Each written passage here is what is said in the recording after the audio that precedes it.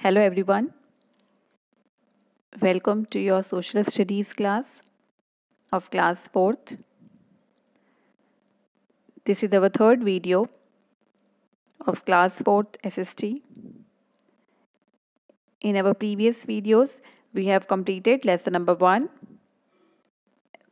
with exercises, and we have started lesson number 2, and more than half of the chapter is completed. Explanation part of that lesson number 2 is over. So now, based on our first chapter, this is your revision test paper, okay, that is of 20 marks. I hope that you all have learned lesson number 1. So in this revision test paper, there are 3 questions. First one is fill in the blanks, second one true false, and third one is answer the following questions. So now first fill in the blank is dash is called the father of history. B is history is a study of dash. C is the modern period started in India during the dash. And D is in India, dash period is marked between the 8th and 17th century. Okay, second question is of 3 marks. First one is, this is true false. A is Aristotle is called the father of history. B is the Renaissance period began in Africa. And C is history is the key to know our present. Okay. Now question number 3 is answer the following, that is of 9 marks. First one is state the advantages of studying history. B, what is the difference between history and prehistory? And C, why do we compartmentalize history? So this is your revision test paper of 20 marks. You have to complete this in front of your parents. Okay. So now let's start our lesson number 2 explanation part. So up till here we have already completed in our previous video.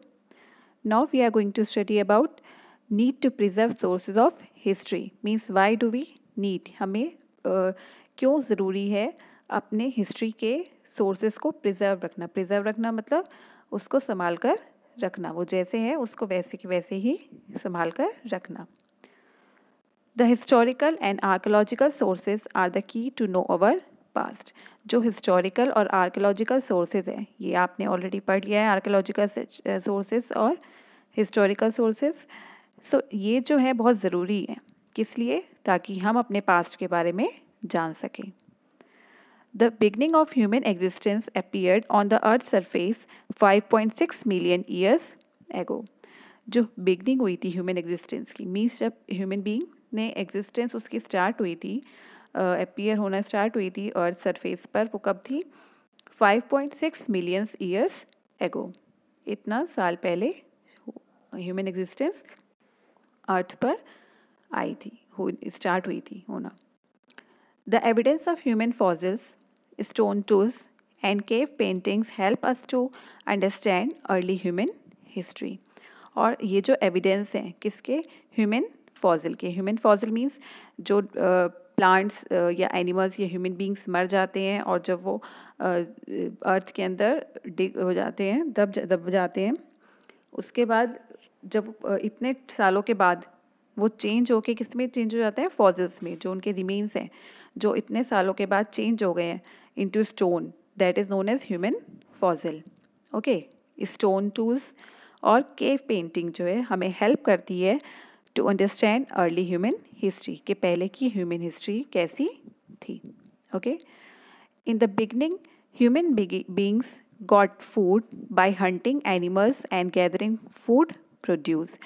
पहले जो है beginning में human beings को food कहाँ से मिलता था? By hunting animals को हंट करके, एंड गैदरिंग फूड प्रोड्यूस, और गैदर करके food produce. We find hunter gatherers societies in some parts of the world even today. और आज भी वर्ल्ड के कुछ पार्ट में, कुछ हिस्सों में हमें ह्यूमन हंटर गैदरर सोसाइटीज़ अभी भी देखने के लिए मिलती हैं। The river valley civilisation were the storehouse of the archaeological evidence. जो रिवर वैली सिविलाइजेशन था वो स्टोर हाउस है, मीन्स मेनली जो आर्कियोलॉजिकल एविडेंसेस हैं वो इसी सिविलाइजेशन में थी। There are numberless prehistoric, historic and archaeological evidences to tell the past. और तब उस टाइम पर there are numberless prehistory, बहुत सारे prehistoric, historic and archaeological evidences हैं जो हमें पास्ट के बारे में बताते हैं। Okay, now we have to keep these various sources of ancient, medieval and modern periods intact। और हमें इन सभी सोर्सेज को, एंशियंट, मेडिवियल और जो मॉडर्न पीरियड के जो सोर्सेज हैं, ये जो एविडेंसेस हैं, इनको हमें संभाल के रखना ज़रूरी है। Following steps can be taken in this regard. और इसके लिए हम ये स्टेप्स को फॉलो कर सकते हैं। All types of sources should be kept and maintain scientifically, means हमें इन सभी सोर्सेज को संभाल कर रखना चाहिए और उसे मेंटेन करना चाहिए साइंटिफिकली, एक साइंटिफिक तरीके से, ताकि वो ख़राब ना हो। All types of important structures should be maintained with utmost care. और जितने भी इम्पॉर्टेंट स्ट्रक्चर्स हैं उनको बहुत केयर के साथ मेंटेन करना चाहिए। In our country, main function of Archaeological Survey of India (ASI) is to explore, excavate, conserve, preserve and protect the sites of national and international importance। ये जो सोसाइटी है हमारे, ये जो ASI archaeological survey of India है हमारी country में, ये क्या करता है? ये एक्सप्लोर करता है, मीन्स फाइंड आउट करता है, एक्सकेवेट करता है, कंजर्व करके रखता है, उसे संभाल के रखता है, उसे प्रिजर्व रखता है ताकि वो ख़राब ना हो, और प्रोटेक्ट करता है उन सारी की सारी साइट्स को जो नेशनल और इंटरनेशनल इम्पोर्टेंस के लिए ज़रूरी है, मतलब जो बहुत ज़्यादा इम्पॉर्टेंट है नेशनली और internationally. Article 9 of the Constitution of India says that it is the duty of the state to protect monuments, places and objects of national importance। Article 49 जो है हमारे कॉन्स्टिट्यूशन का, वो कहता है कि ये स्टेट की ड्यूटी है टू प्रोटेक्ट द मॉन्यूमेंट्स, कि वो मॉन्यूमेंट्स की प्रोटेक्शन करे, उन प्लेसेस की एंड ऑब्जेक्ट्स जो भी हमारे नेशन के लिए इम्पॉर्टेंट है। These should be protected from spoliation, disfigurement, destruction, removal, disposal और export। मीन्स उनको प्रोटेक्ट करना चाहिए ताकि कोई उन्हें ख़राब ना कर सके, उनके साथ कोई छेड़खानी करके उन्हें उनके अट्रैक्टिवनेस को ख़राब ना करे, उन्हें डिस्ट्रॉय ना करे, उन्हें वहाँ से हटाया ना जा सके, डिस्पोज और एक्सपोर्ट ना किया जा सके।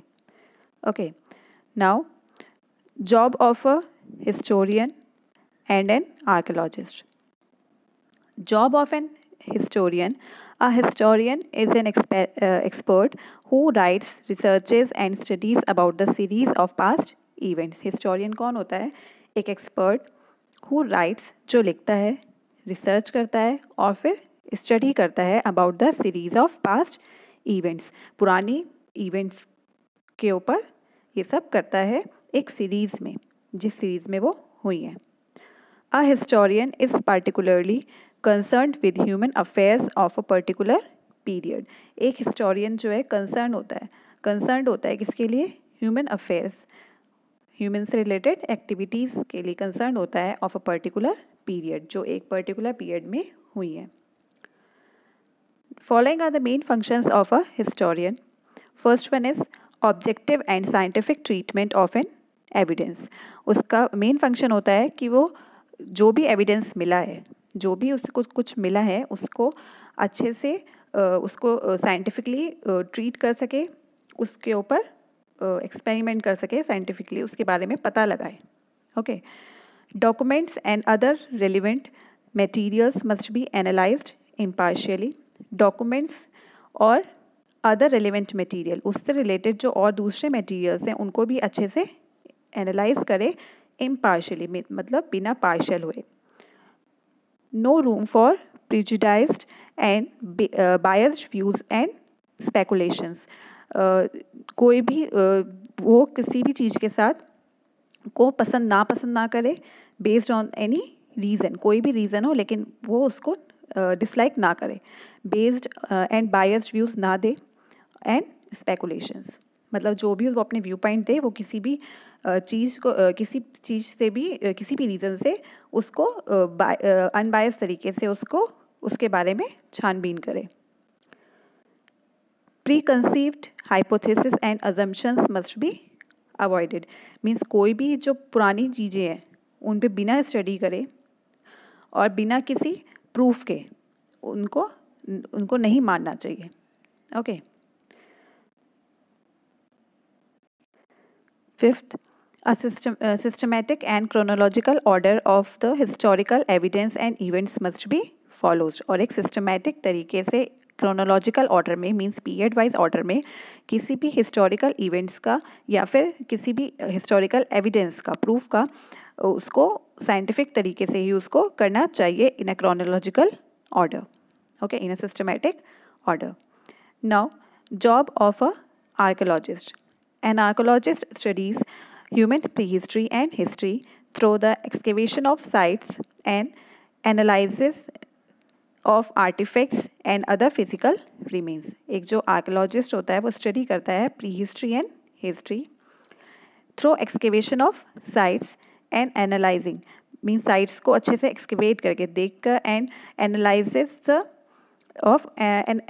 Of artefacts and other physical remains, और फिर एनालाइज करता है आर्टिफैक्ट्स को। आर्टिफैक्ट्स आपने पहले भी पढ़ा है, वो सारे मटेरियल जो हमारी हिस्ट्री से रिलेटेड है और कुछ भी अगर फिजिकल रिमेन्स हैं उनको अच्छे से एनालाइज करता है, उनके ऊपर स्टडी करता है। Following are the main functions of an archaeologist: to excavate और remove earth carefully and systematically from an area in order to find the buried ones, means किसी भी चीज़ को रिमूव करना, अर्थ में से निकालना, जो पुरानी दबी हुई चीज़ें हैं उनको अर्थ में से निकालना ध्यान से, एक सिस्टमेटिक वे में, फ्रॉम एन एरिया, किसी भी एरिया में से, in order to find the buried remains, जो भी कुछ दबा हुआ है उसको वहाँ से निकालना। Archaeologist have discovered human fossils, stone tools and cave paintings. All these findings help us to understand early human history. Archaeologist ने ये सब चीज़ें फाइंड आउट की हैं, डिस्कवर की हैं, और ये सब चीज़ें हमें हेल्प करती हैं हमारी पुरानी ह्यूमन हिस्ट्री को जानने में।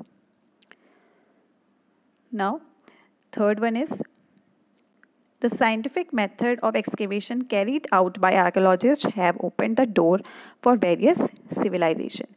जो साइंटिफिक मेथड यूज़ किए हैं एक्सकेवेशन के लिए आर्कियोलॉजिस्ट के थ्रू ने जो यूज़ किए हैं, have open the doors for various civilisation, उन्होंने बहुत सारे सिविलाइजेशंस को फाइंड आउट किया है। Archaeologists have brought out numberless prehistoric evidences that helped us to know early human history. Archaeologists have brought out numberless prehistoric evidences. बहुत सारे prehistoric evidences उन्होंने find out किए हैं that helped us, जिन्होंने हमें help की है जानने में हमारी human history के बारे में। Okay, so this was your lesson number 2 and its explanation is completed. In homework you have to read this lesson and you have to complete your revision test paper. The exercise of this chapter we will complete in our next video. So thank you.